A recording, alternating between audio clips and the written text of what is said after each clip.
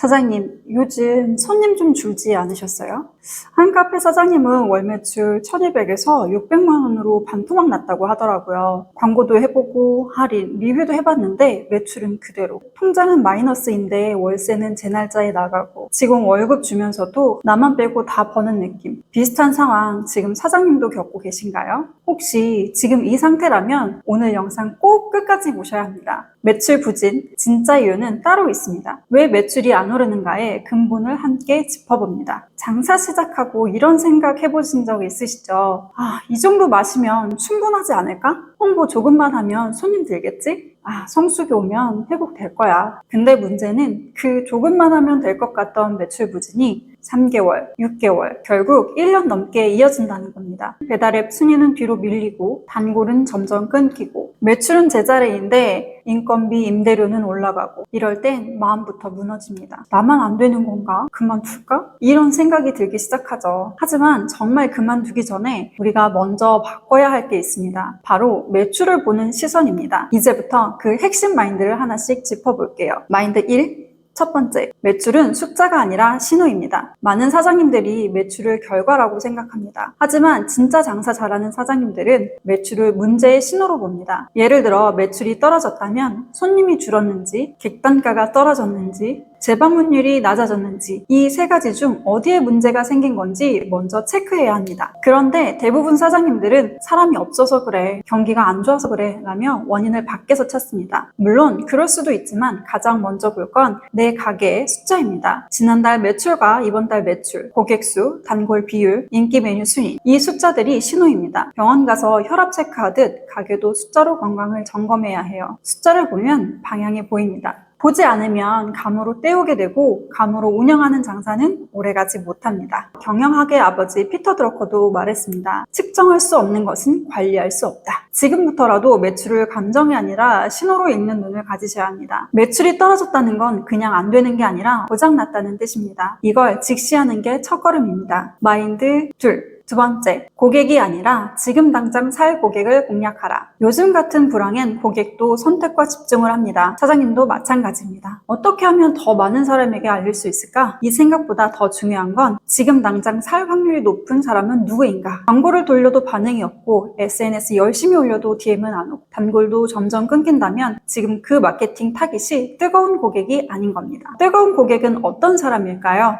이미 우리 가게를 알고 있는 사람, 리뷰를 남긴 적 있는 고객, 단골이었던 고객, 근처에서 비슷한 걸 찾고 있는 사람. 이들에게 집중하세요. 신규 유입보다 재방문을 올리는 게 훨씬 빠릅니다. 단골 유지율 10%만 올라도 매출은 최소 20% 이상 오릅니다. 특히나 네이버 플레이스 리뷰, 단골 쿠폰, 인스타그램 댓글, DM에 반응을 잘해주는 것. 이 작은 것들이 뜨거운 고객을 놓치지 않게 해줍니다. 많은 사람한테 알리는 게 중요한 게 아니라 지금 당장 살 사람에게 닿는 게 더 중요합니다. 사장님의 체력도 자원도 한정돼 있으니까요. 자, 그래서 마케팅 구루 세스 고디는 이렇게 말했죠. 모든 사람을 위한 브랜드는 누구에게도 특별하지 않다. 지금 가장 뜨거운 고객부터 집중해서 작은 성과부터 차곡차곡 쌓아보세요. 마인드 세 번째, 예전엔 통하던 방식, 지금은 과감히 버려야 한다. 사장님들 중엔 이런 분들 많습니다. 원래 이거 하면 잘 됐는데 요즘엔 이상하게 안 돼요. 이럴 땐 이제 그 방식이 수명을 다했다고 생각해야 합니다. 초기에는 오픈빨, 신선함, 동네 효과가 있죠. 근데 시간이 지나면 경쟁자가 생기고 고객도 익숙해지고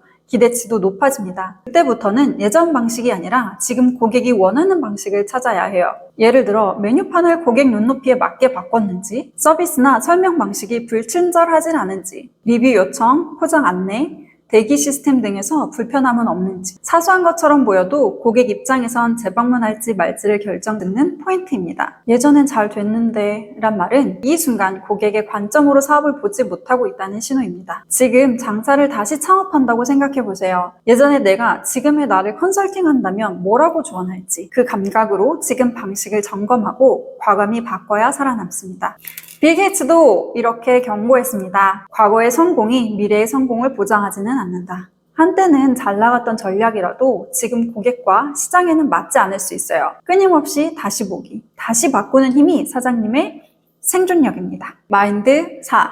네 번째, 매출보다 중요한 건 버티는 멘탈이다. 매출이 안 나올 때 진짜 위기는 돈이 아니라 멘탈입니다. 계속 빠지는 매출 보면서 내가 문제인가? 이 길이 맞나?